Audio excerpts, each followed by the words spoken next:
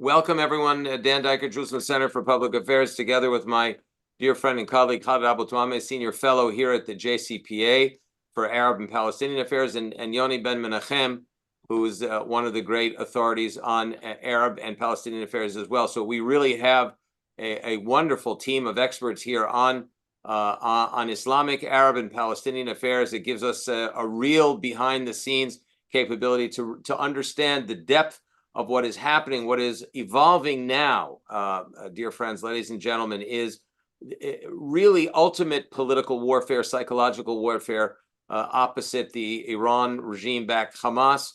In this, as we approach this fourth group of kidnapped victims that are being released, but as many of you are reading in the media, there is an awful lot of game playing going on by the Hamas. They released children without parents in complete violation of the agreement. Not that one can be too sure about agreements that are signed with a group that beheads children and burns families, but this is the reality that we are facing. We want to talk today a little bit more, as we began our discussion yesterday, about the meaning, the tactical and strategic meaning of this unprecedented situation in which, batches or groups of 13 women, children, the elderly are being released.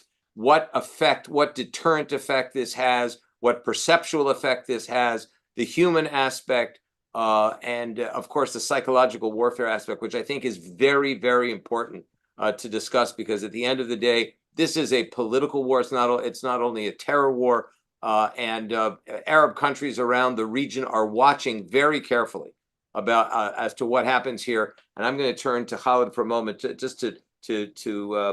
deepen that point. Well, you talked, Dan, about Arab countries. Let's not also forget Iran. They're also watching.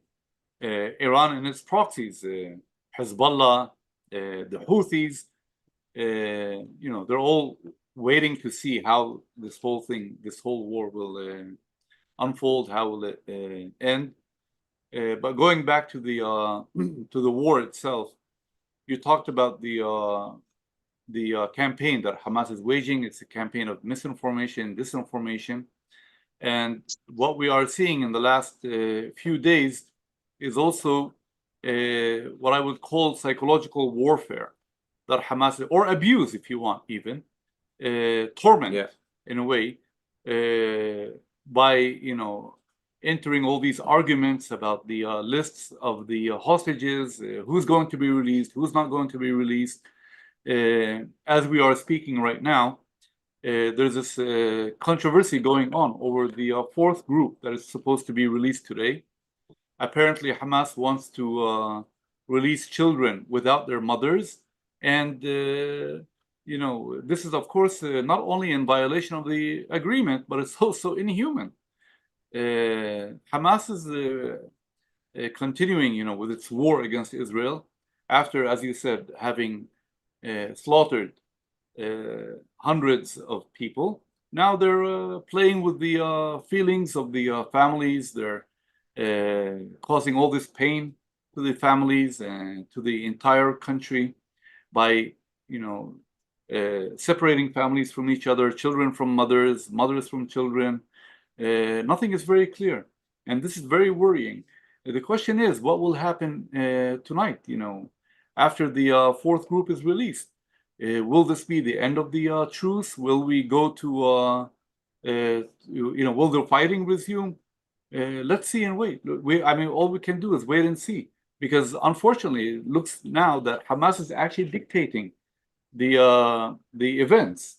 Hamas is deciding, when to release, who to release, and where to release, and this is very worrying. Yeah, that's exactly the strategic point, Khaled. Is that Hamas is dictating the momentum, the pace, the tactics, and the strategy, and that is very much behind their direct action moves of last minute no, then it's yes, then Qatar is involved, then they add one to the list, then one disappears from the list. As a matter of fact, there was an elderly woman the other night that Hamas had claimed had died in captivity, and all of a sudden the woman shows up grandma shows up on the list and is returned home. This type of psychological torture, as you put it, is a very important part of the Hamas strategy. And before we turn to Yoni, just want to make one additional point. The Ministry of Strategic Affairs, where we're very involved in an advisory capacity, has just reported that the IDF and government ministries, our security forces, have revealed that hundreds of Israeli women were raped systematically on what they call Black Saturday, on Saturday, October 7th, and that we have not heard a peep from international women's rights organizations. Not only that, but we're hearing denials. I mean, you know, it's really insane that women organizations are not only refusing to come out and against this crime, but some of them are even denying and questioning these reports. And this is really shock. I mean, all women organizations should be ashamed. It really is shocking. Yoni Ben Menachem, thank you very much for joining us today from where you are in Jerusalem. I know you've been following this very closely. You're a perfect Arabic speaker. You speak Arab culture as well, and one of the great experts on PA in the Arab world. And Yoni knows Hamas very well. And Yoni knows Hamas very well, probably the best of all of us. He's been following them from day one. Yeah, and you also, Yoni, we know you have actually great sources actually in Gaza itself. So your ear is to the ground, and they're speaking to you in native language. What have you learned? Well, I have to say this is a crucial day because this is the last day of the pause in the war or the ceasefire, whatever you want to call it. And this is very crucial because Hamas, as you said, you and Khaled are playing games and trying to blackmail Israel and trying to gain time. And the big question is what will be tomorrow? What will happen tomorrow? Because 2 days ago, if you remember, the Minister of Defense, Yoav Gallant, he said very clearly while he was visiting Gaza, the soldiers in Gaza, he said that if Hamas will not continue with this pause, which Israel is willing to extend for another 2-3 days in order to get more hostages in return, then the fire will resume and any negotiation from now on will be under fire. I really hope that the Israeli government will stick to this declaration of Mr. Gallant, because apparently the only language that Hamas understands is the language of force. And they are taking advantage of the fact that Israel wants to release the hostages and are blackmailing Israel and playing games. And it's about time that Israel will take the lead. And what do you think Hamas's strategy is now? What are they trying to achieve? They definitely want more. They definitely want more time. They are playing a game until the last minute, and the last minute they will come to some sort of a compromise with Israel, and they will ask to extend the ceasefire for another 2 days. Israel estimates that they have still between 20 to 40 Israeli civilians that they can release. So if they really are interested to gain time, then they should cut another deal with Israel. And I think this is what they will do eventually, but they're playing the game until the last minute. There are Egyptian mediation, there is a Qatar mediation in this negotiation, indirect negotiation between Israel and Hamas.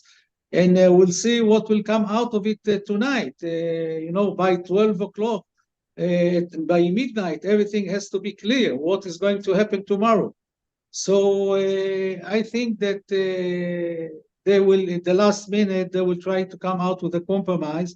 But still, Israel has to be ready. It's about time that Israel resume the fire and that any negotiation from now on will be under fire.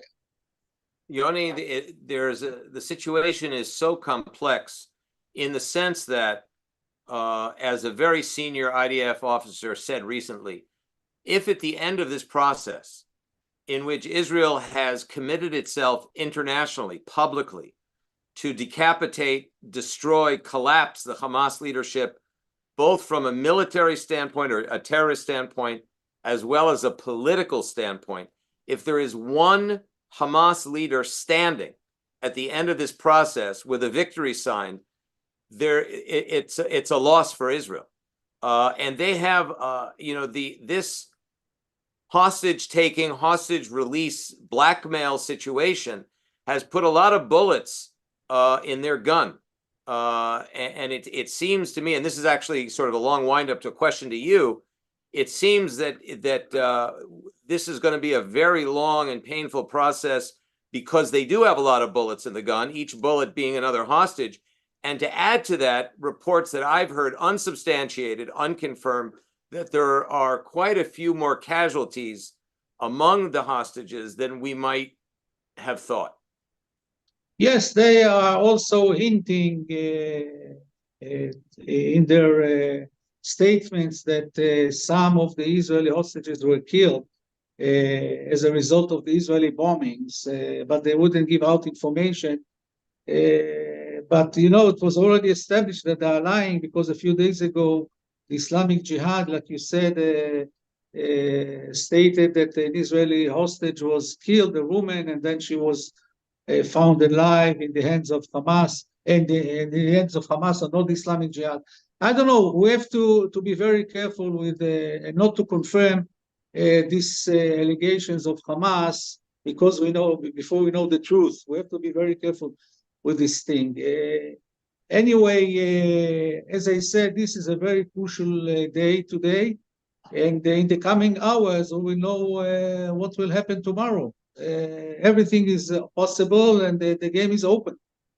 Yoni, I'm going to turn to Khaled here. I just want to mention to our dear participants on the call that Jerusalem Center for Public Affairs is blessed not only to have you and Khaled, but you guys are among the senior Arabic experts that we have on staff.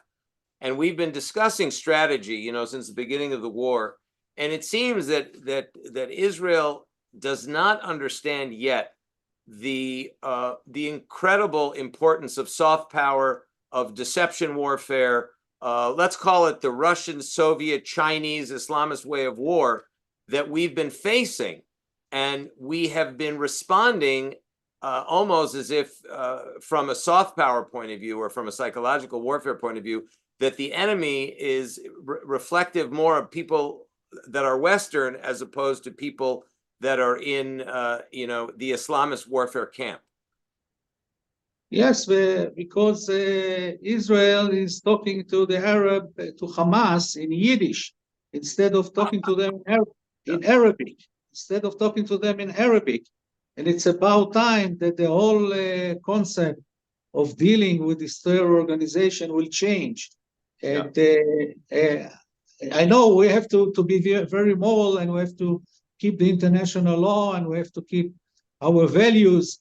But sometimes you have to have a very firm stand when you're dealing with terror organizations, and you have to react very strongly because this is the only only language that they understand. Do you think, Yoni, that Hamas is now using the truce to regroup, to rearm, and probably plan another attack on IDF troops inside Gaza? We're hearing some reports on social media that many of the Hamas people have returned to the northern Gaza Strip. I wouldn't be surprised that at the end of this pause, if it expires tonight, I wouldn't be surprised if there will be a surprise counterattack by Hamas on the Israeli forces in the north of Gaza. I wouldn't be surprised. The IDF has to be on a high alert. And as you said, there are regrouping now. This is obvious, and we see that from very many sources. We see they are taking over gas stations, confiscating fuel from civilians, preparing food, and probably also regrouping in the tunnels in order to be ready when the ceasefire expired. And I wouldn't be surprised at all if they will make a counterattack tonight, if really there will be the end of the ceasefire tonight, that they will end it with a counterattack on the Israeli soldiers. Yeah, it's interesting, Yoni. That's the difference in Arabic between the concept of hudna or ta'adiyah as opposed to the concept in the West called ceasefire, right? It's a perfect example of what we were talking about the political, cultural differences between the concepts. I mean, people in the White House look at a ceasefire as the beginning of the end, perhaps, of hostilities. That's the way the concept of ceasefire very much has been understood, I think, in Western military thought, in the literature. Here, it's something totally different, right? And we know that already from the beginnings of Islam. Yeah, definitely. By the way, there are many different Arabs who are using different terms. Some of them call it Tadia, some of them call him Hudna. So I don't really know what it is, but the fact is a period of calm, and Hudna is a truce. Yes, but in calm, in Tahdiya, you can still have violence, and in Hudna, you cannot have violence. But anyway, these 4 days, until now, until this minute, they refrained from attacking Israeli soldiers in the Gaza Strip. This is very strange because in 2014, in the war in Gaza, they did violate the ceasefire, and they even kidnapped an Israeli soldier. So we'll have to see how this ceasefire will end, how this calm ceasefire, pause, whatever you call it, will end. But I'm very worried that we, in the end of this ceasefire, will see an attempt of a counterattack, trying to surprise the Israeli army in the north of Gaza. You know, Yoni, we've been hearing reports that there is a possibility that some Hamas leaders might try to use the pause or the truce to run away or escape to Egypt through tunnels that they've built. Have you been hearing such reports? And what do you think? I mean, there are chances of that. This was on the Israeli media. Actually, from the beginning of the war, this was one of the scenarios of the Israeli army. And actually, there were some very high-rank officers advising the chief of staff, Herzi Halevi, the Israeli chief of staff, Herzi Halevi, and also the political echelon to occupy the Philadelphia corridor or axis, whatever you call it, on the border between Gaza and Egypt. This is a 5 kilometers corridor because under it there are many tunnels that are connecting Gaza Strip and Egypt, and are used to smuggle weapons into Gaza, and also for emergency, for the escape of Hamas leaders through this tunnel, through these tunnels into north of Sinai, to join the ISIS branch there, which is fighting against the Egyptian army and is an ally of Hamas. And I'm very disappointed that the IDF did not occupy this corridor to prevent the escape of the leaders of Hamas. They are also talking about the possibility that they will take with them Israeli soldiers, that they will have bargaining chips and also human shields while they escape from Gaza Strip to Sinai. As far as I remember, Dan and Yoni, in 2005, the army, the IDF, was opposed to leaving the Philadelphia corridor. They literally went to the prime minister back then, Ariel Sharon, and told him, okay, disengagement, yes, but we should not abandon the Philadelphia corridor. And the prime minister or the cabinet back then turned that down and said, no, Yes, it's a total engagement. Yes. I remember that, and I remember when I asked Prime Minister Sharon about it, he said that if we will leave their battalion of Israeli soldiers to guard this corridor, it will be the major aimed for attack by Hamas and by the other forces, and we will have all the time we'll have clashes on the border. And this will cause a lot of problems with Egypt also, and they also will risk the Israeli soldiers who are going to be there left alone on this corridor. So the cabinet took strategic decisions, and Israel gave up on this corridor.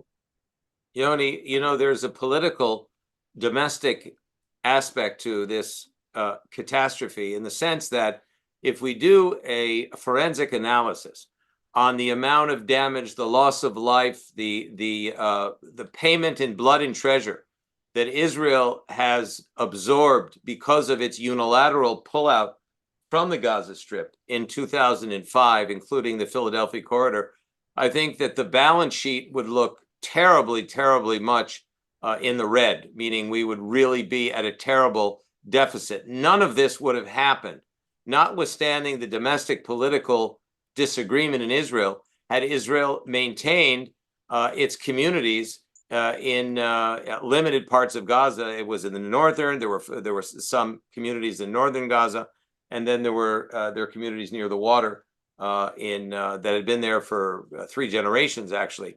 But that had also become a very important security wall and intelligence gathering center for Israel that clearly would have prevented the massacre and the aftermath had we remained in Gaza.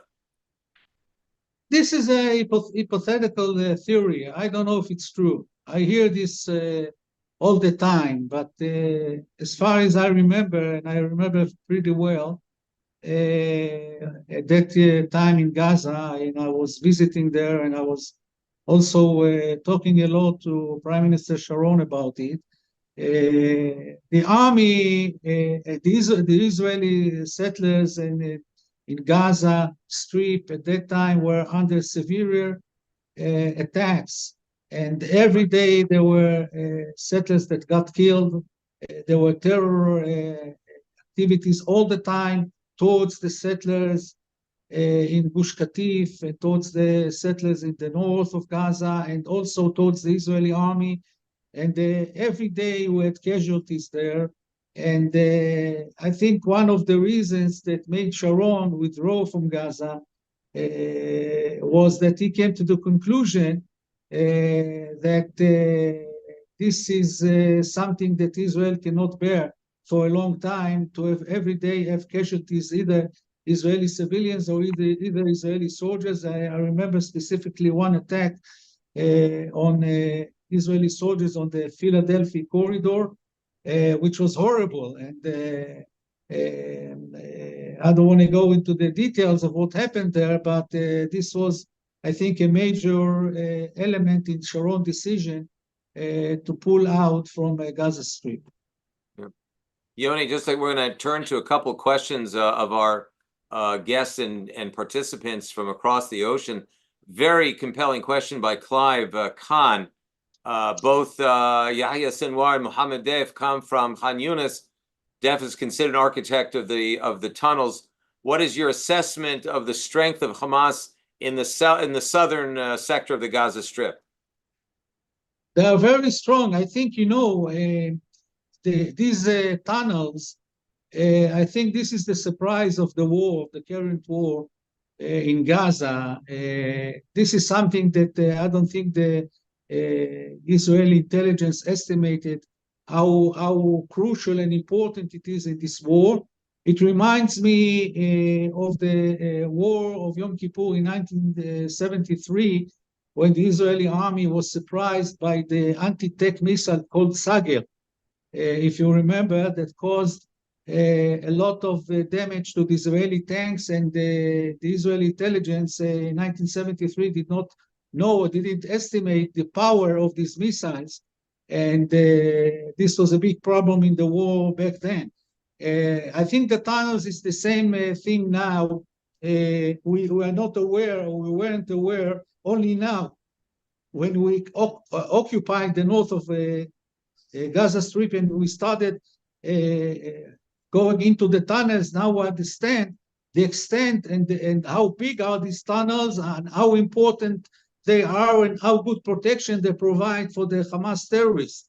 And also in the south of Gaza, I think that these tunnels are even more developed. And this is going to be a huge problem for the Israeli army if it continues the war and go to fight in Gaza, in Khan Yunis and in Rafah. This is going to be a very difficult war against these thousands of terrorists who are hiding in the tunnels with the weapons, with their rockets, and with the Israeli hostages in these tunnels. This is going to be a very complicated problem for the Israeli army. Very clearly. Brian asked a very interesting question, Brian Gore, regarding the behavior of the Red Cross, whether they have not been prepared to gain access or whether they have not been allowed by the Hamas to gain access to the hostages, Brian continues, without proof of life, it puts everyone in a very precarious situation, not the least of which is Hamas, because it doesn't want to reveal, Khaled, that that it's holding dead, God forbid, casualties. And when Red Cross officials were asked about their role in this whole affair, their response was, this is politics. We don't get involved in politics. We just act as facilitators, as not even as mediators, by the way, which means, we are just a public transportation company. And this is really strange because when it comes to Palestinians, for example, Palestinian prisoners in Israel, you see that the Red Cross is much more active in contacting the Israeli authorities, in issuing statements, in demanding certain measures be taken by the Israeli authorities towards the prisoners. And here it's total silence when it comes to the Israeli hostages in Gaza. I think to both of you, wanted to ask your sense of, from a diplomatic standpoint, I think that the behavior of international organizations, whether it's the United Nations, whether it's even some in the European Commission, whether it's the International Court of Justice, the ICC, and other agencies, has been simply intolerable. Not to mention many in the international media, beginning with people like on MSNBC and others. And I think that Israel really should adopt a much more aggressive, no tolerance policy towards this type of double standards and intolerable international behavior, which has not really been a strong suit of Israeli governments, not this government and not past governments. What's your sense about that, Yoni, taking a much more aggressive role towards international organizations, the so-called human rights organizations that are really, many of them are Hamas cheerleaders, as well as international mainstream media? Definitely, this is essential. This is imperative. As for the Red Cross, I'm not surprised because I don't think that the Hamas ever let them meet any Israeli hostage or prisoner, and they will not agree to do that in the future. This is one of the leverage on Israel. This is one of the ways to put pressure on Israel to exactly imitating Hezbollah, who has the same policy. So this is something I think that will be very difficult for Israel to fight, but we have to keep fighting them. Again, I say the problem is not only the Red Cross. The problem is the Israeli attitude towards the terror organization, and we should have a more tough policy towards them, and and keep them under pressure and under fire all the time without stopping. So I think that maybe this pause in the fighting was essential this time, but for any deals in the future, any negotiations with Hamas has to be under fire. You know, Yoni and Dan, this brings us to the issue of the West Bank, what's happening over there. In the last 4 days or 3 days since Israel released some of the Palestinian prisoners, we've seen celebrations in the West Bank in support of Hamas. I saw many videos of hundreds, if not thousands, of Palestinians in Ramallah. Ramallah, the headquarters of the Palestinian Authority, where people were chanting, "We are the men of Muhammad Deif," and the Palestinian people want Izzeddin al-Qassam, the military wing of Hamas, and we saw many Hamas flags. But what we did not see were the Palestinian security forces on the streets trying to stop these demonstrations. So what do you think about this, Yoni? What we are seeing in the West Bank? Does this mean that Hamas is now much more popular and the Palestinian Authority is weaker? Of course, you answered yourself, Khaled. You know that this is not new. This phenomena started from after the Guardian of the Walls operation in Gaza in May 2021, and we already back then, we saw the power of Hamas and the popularity of Hamas growing until this very day. And this chanting of "we are the men of Muhammad Deif" and raising Hamas flags, this is not new. This has been happening in the West Bank and in Ramallah also from May 2021. This is a process that started back then and is still continuing, and I think it will still continue. Because, as you said, the PA does not do anything about that. They do not oppress these activists of Hamas. They don't arrest them. And this is one of the reasons that Mahmoud Abbas, the head of the PA, he lost the security control in the north of Judea and Samaria, the north of the West Bank, in Jenin, Nablus, Tulkarem. And there's a big vacuum there in the last 2 years.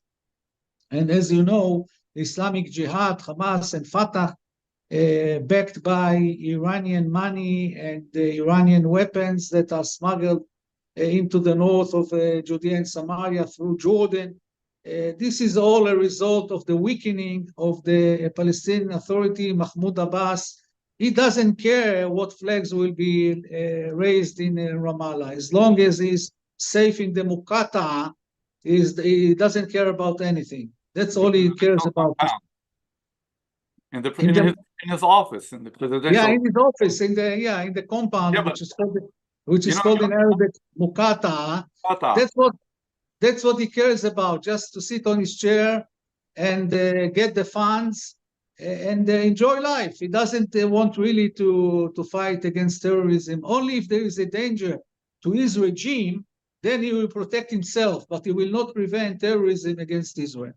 And this is the man that President Biden and Secretary Blinken and the European Union want to bring to Gaza, to control Gaza in the day after Hamas. I mean, don't worry, he will not go there. Even if Israel agrees, he will not go there. Yeah, this is one of the reasons, Yoni, that he canceled his participation in the Amman summit some weeks ago, even though it was reported differently.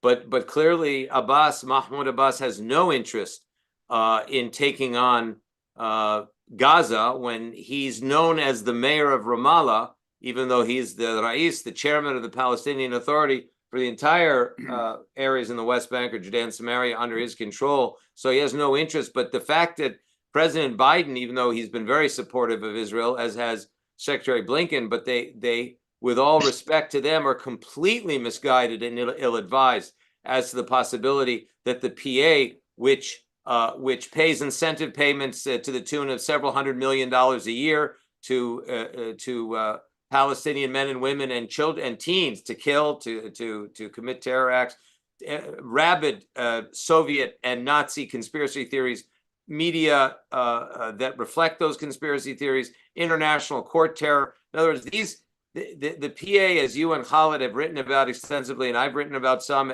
are really the problem, no less than the Hamas, as opposed to a solution for the after. But you should pay attention that President Biden now is using a new phrase. He's saying the new revitalized. The new Palestinian leadership. That means that he understands already that Mahmoud Abbas cannot deliver the goods. And I think we should look into some of the things that are happening behind the scenes, as like Mohammed Dakhlan trying to push himself forward as the next leader of Gaza. And even though there is a big objection on the American side and Israeli side for Mohammed Dakhlan, is trying to put other names into the game, like his deputy Samir Masharawi or Nasser El-Kidwa, the nephew of Yasser Arafat, or Salam Fayyad, the ex-prime minister. There is a game behind the scenes to try and find another leadership that will govern the Gaza Strip after the war. But Khaled, you said for years that there's no real difference between, I mean, Fayyad, there is a difference, but Fayyad has no political base other than Mohammed Dakhlan himself. And Dakhlan is going to be very hard-pressed to change the radicalization narrative. This is Khaled's idea that he's been talking about for years, that the communities, the public has been so radicalized to hate Israel, to hate Jews, which we see coming out in these virulently anti-Semitic representations in the caricature, in the public square, in the media, in the mosque dialogues, and so on and so forth. What do you think about that, Yoni, and also Khaled, about the massive radicalization that any Palestinian leader of the PA is going to have to fundamentally change? Who would be prepared to do that? Dakhlan will not do any change. He is very close to Hamas. And actually, Hamas allowed only Dakhlan to operate politically in the Gaza Strip because of his rivalry with Mahmoud Abbas. And Dakhlan, by the way, he also grew up in Khan Yunis with Yahya Sinwar and Muhammad Deif. They are very good friends, the three of them. And Dakhlan was in Israeli prison in the same cell with Muhammad Deif. And the other day, buddies. Pardon? They're all buddies, friends. Yeah, they're all buddies. They're all buddies. And if you think that Mohammed Dakhlan is against what happened in the 7th of October, then you are wrong, because his deputy Samir Masharawi was the other day talking on Al Jazeera channel, and he was actually supporting what happened on the 7th of October, saying that this is the right of the Palestinian people to have an armed struggle against the Israeli occupation.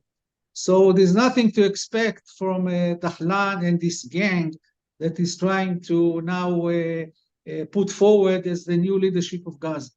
Well, we need to add to this the fact that the Palestinian Authority itself has still not condemned October 7 massacre.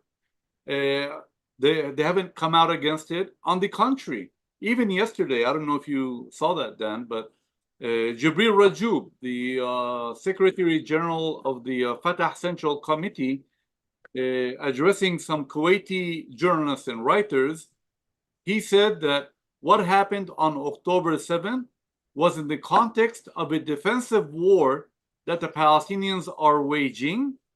And he added, Hamas is an integral part of the Palestinian political and social and struggling fabric.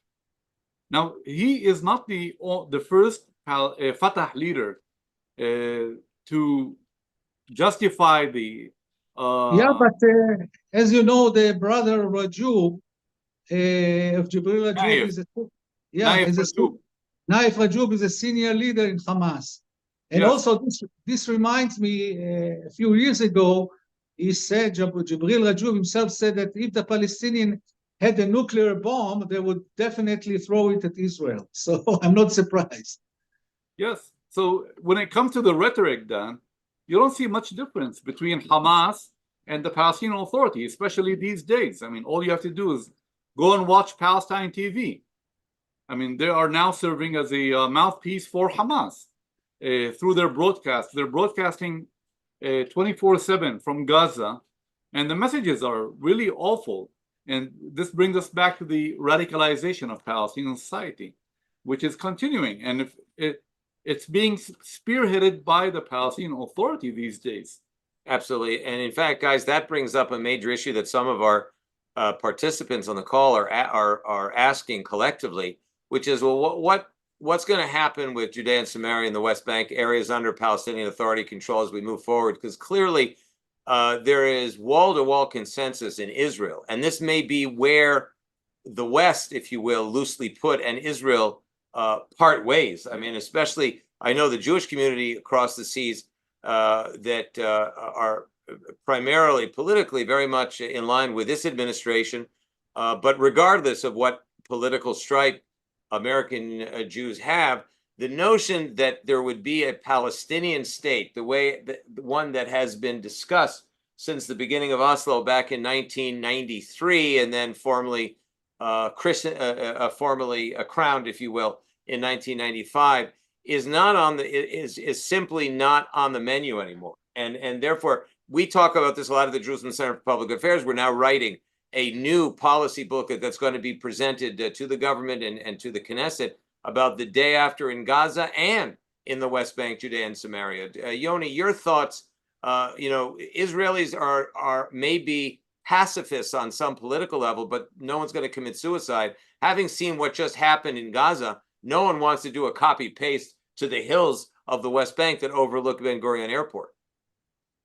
Definitely, and the fact that the Israeli government did not come forward with any plan for the Judea and Samaria.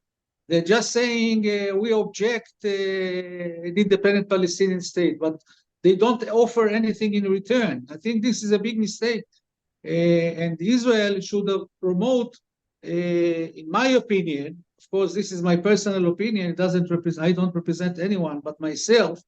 But Israel should have put forward an autonomy plan that the late Prime Minister Menachem Begin and the Egyptian President Anwar Sadat were discussing after the Camp David Accords. I think this is the basis for the solution in the West Bank, full autonomy for the Palestinians with the overall security in the hands of Israel. And this should be pushed by the Israeli government as an answer for this crazy idea of two-state solution in Judea and Samaria. Isn't this, Yoni, in many ways the reality right now that we have in the West Bank, where no, autonomy or no? If you go and look at the Camp David Accords and the plan of the autonomy, it's completely different from what is happening now. Anyway, this plan has to be revised and to make it to adopt it to the situation on the ground with the Israeli settlements and so on, and also what is happening in the north of the Judea and Samaria, the north of the West Bank, which is occupied by terror groups. Still occupied by terror groups. The Palestinian Authority did not regain security control on the north of the West Bank. They're not trying even. They are not even trying. And this is something that Israel has to do right away after the war in Gaza, after Israel defeats Hamas.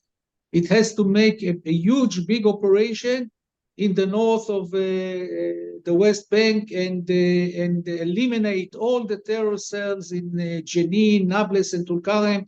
This is an operation that can be done in 2 weeks and get it over with and regain control of this area, because this situation is escalating and it might spread to the rest of the West Bank.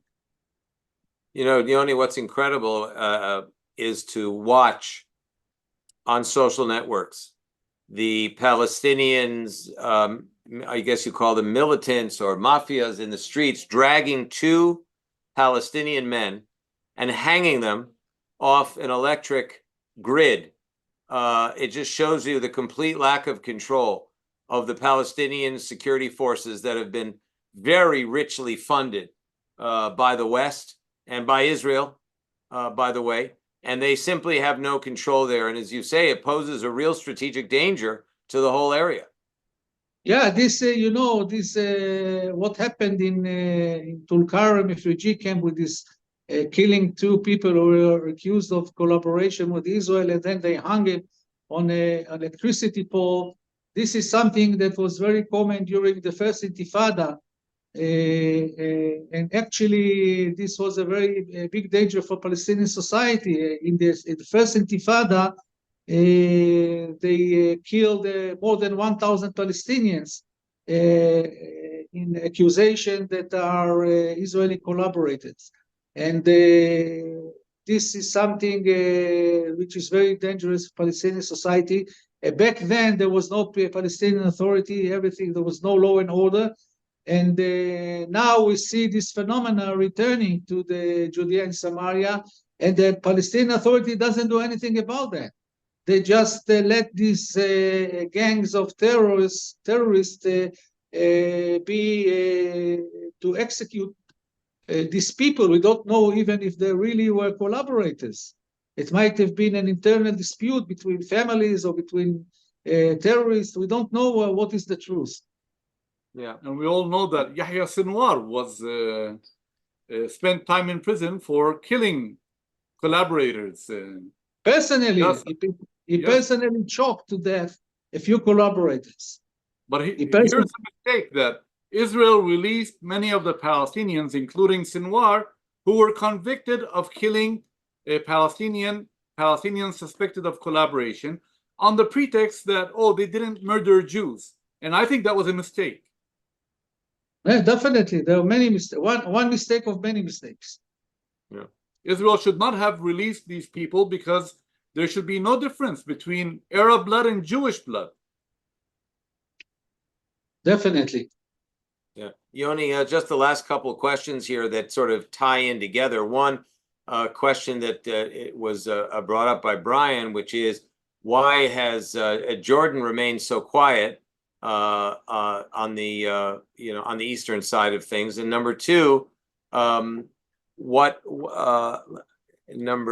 just want to go back to the what do you guys think about Dr. Mordechai Kedar's longtime plan, what they call the Emirates plan, either for Gaza and Judea and Samaria, the West Bank, for areas under current PA control? We had this discussion today, and Khaled said clearly it could only happen potentially if there's no PA and there's no Hamas in Gaza and no PA in the West Bank. Yoni, what do you think? Well, first of all, about Jordan, I don't think Jordan was very quiet. Just before this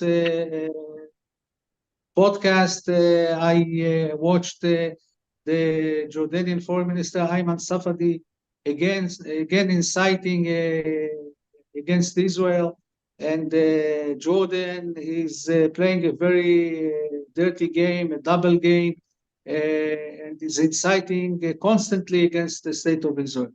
They are clearly on Hamas side, they are clearly on the Palestinian side, and what King Abdallah thinks about is only about his chair, exactly like Mahmoud Abbas. He is afraid that Israel will make the Palestinians immigrate to the eastern side of the Jordan River, and that he will have Palestinian refugees that will topple his regime. This is what he cares about. He doesn't care about anything else. And Jordan is very actively inciting against Israel. This is very dangerous. Yeah, we also saw them deploy troops along the border between with Israel. Yeah, they deployed the troops for two reasons. One reason, to prevent any Palestinians trying to move from the West Bank to the East Bank to Jordan, or to prevent Palestinian refugees coming from the refugee camps in Amman, trying to infiltrate into Israel through the Jordanian border. This is why they reinforced their forces on the Jordan River. Right, and Mordechai Kedar's plan, the concept of having emirates like in the Gulf among the 7 Palestinian cities in Area A of the West Bank? Mr. Kedar is a very good friend of mine, but we disagree about this issue, and I fully accept what Khaled said. It would have been practical, let's say, in the 70s or maybe in the 80s. And you know, Yoni, this reminds me of the village leagues that were established in the West Bank. If you covered them, I remember very well, and you were sometimes we were there together and we used to talk to them. What happened to them? The PLO killed many of them, and the others had to run away. Yeah, there are some of the leaders. Actually, I spoke to one of them recently. They are old now, and I think that Palestinians accuse them of treason and of corruption. But when you look now at what is happening with the PA, you see that these people were not corrupt at all, and the big corruption is in the PA and not among the village leagues. These were Palestinians that at least Palestinian leaders who tried to take care of their own people and get things to them from the Israeli authorities. But the PA is completely the opposite. They're just thinking about themselves, how to promote themselves and their families, how to get more money for their personal needs, how to drive fancy cars, have money, have luxury, have expensive watches even.